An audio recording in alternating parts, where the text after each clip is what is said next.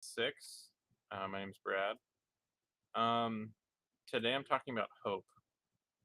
Uh, this I'm going to read through this verse and then we'll dive into it.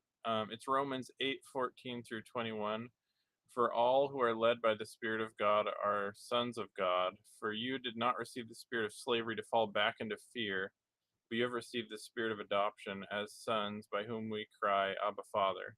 The Spirit Himself bears witness with our spirit that we are children of God, and if children, then heirs, heirs of God and fellow heirs with Christ, provided we suffer with Him in order that we may also be glorified with Him. For I consider that the sufferings of this present time are not worth comparing with the glory that is to be revealed to us. For the creation waits with eager longing for the revealing of the sons of God.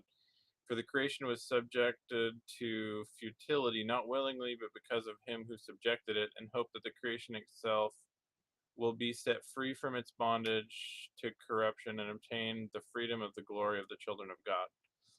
So it's interesting. I'm going to hop around here. For all who are led by the Spirit of God are sons of God. For you did not receive the spirit of slavery to fall back into fear. So falling back into fear is um it's one of those things where you can only pick one. You can't have hope and have fear. It's kind of like holding something. Like if I have my drink that I'm holding and I want to hold and I want a different drink, I can't mix the drinks. You're not allowed to. It's why the same thing like how like sweet waters can't be mixed with bitter. So being in fear, you cannot have hope. Um, and so anyways, that's just interesting because it also says fall back into fear. Um, and it's interesting that right after it says, "But you have received the spirit of adoption as sons, by whom we cry, Abba, Father." The Spirit Himself bears witness with our spirit that we are the children of God, and if children, then heirs of God and fellow heirs with Christ. So, um, oh, provided we suffer with Him in order that we may also be glorified with Him. So it's interesting because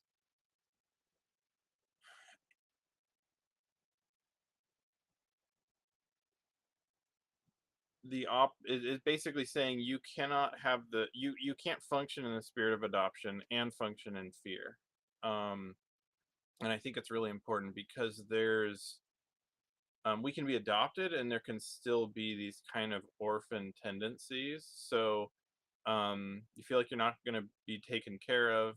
You feel like nobody cares. There's a bunch of these tendencies that are ideas and they're empowered by the spirit of fear, and they want you to receive it, um, because it's going to displace what God wants to put in there, which is, trusting Him and crying out to Him as Abba, Father, and actually interacting with Him as a good Father.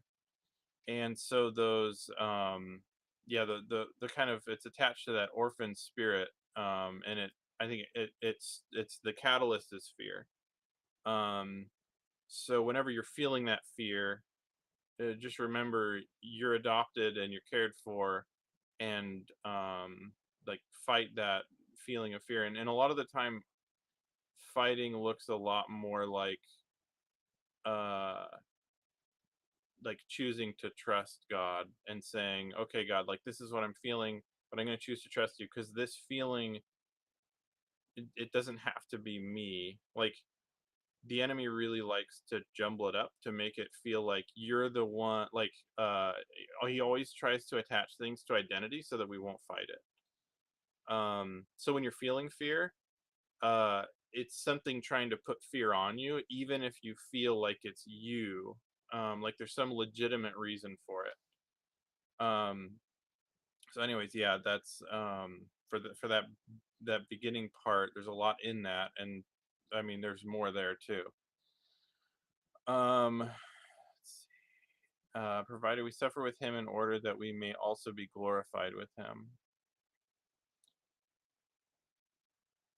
This is very present tense. it's interesting because the let's see. For I consider that the sufferings of this present time are not worth comparing with the glory that is to be revealed to us. Anyways, I'll I'll talk about the suffering with him possibly later. But for I consider that the sufferings of this present time are not worth comparing to the glory that is to be revealed to us. Comparison. It's interesting because he's saying it's not worth comparing, and it's like comparing is a waste of time. Um, and it's interesting because for I consider that the sufferings of this present time are not worth comparing to the glory that is to be revealed to us. So he's doing something that is there's something so prophetic in this because what he's saying is that is to be revealed to us. So he's actually saying he's not saying the glory that's going to happen. Now, he may be saying that in some part, but let me explain that that is the glory that is to be revealed to us. Revealed a lot of the time doesn't necessarily mean like manifested right away. So he's saying that there's glory that he hasn't even seen yet that is going to be revealed, even possibly at the same time that it's manifested or before it's manifested. And that glory is so much better, it's not even worth comparing this current suffering. So there's this prophetic life thing coming out where the glory that is to be revealed that's not revealed yet is so much better than the suffering that um I think that's one of the ways that people are able to be rejoicing in like within the persecution, where since they're being persecuted with Christ, they're actually um they're actually in such a like elevated state of being like with God. They're so in union that they're actually in a place um that's just it's better than like they would like a lot of people would probably say it's better than if they were like thinking they were living for God and they weren't feeling his presence and everything. Like he's so near in that. But anyways, yeah, there's a lot there again with the glory that's not even revealed yet. He's saying it's still so much better than the sufferings. It's not even comparable. It's like, it's apples and oranges at that point. For the creation waits with eager longing for the revealing of the sons of God. Um, and this verse gets kind of weird and wordy, but the thing is, the creation waits for eager longing for the revealing of the sons of God. It's interesting because it's saying, huh, okay, so for the creation was subjected to futility, not willingly, but, but because of him who subjected it, in hope that the creation itself will be set free from its bondage to corruption and obtain the freedom of the glory of the children of God. So we are supposed to manifest first before creation will start to change. So we are not only the catalyst, but we're the first ones to change. And so getting rid of fear is one of those like necessary things on the way to being heirs, because earlier on when it says and if children then heirs, heirs of God and fellow heirs with Christ, and we're going to inherit everything with him, um, and so our duty is to inherit. And it's saying provided we suffer with him in order that we may also be glorified with him. And I think that's why when you go to some meetings or some things and it feels like you're waiting, it's because you're waiting for it, you're waiting for whatever's happening to become relevant to where it's entering into that place of um, the place of suffering with him.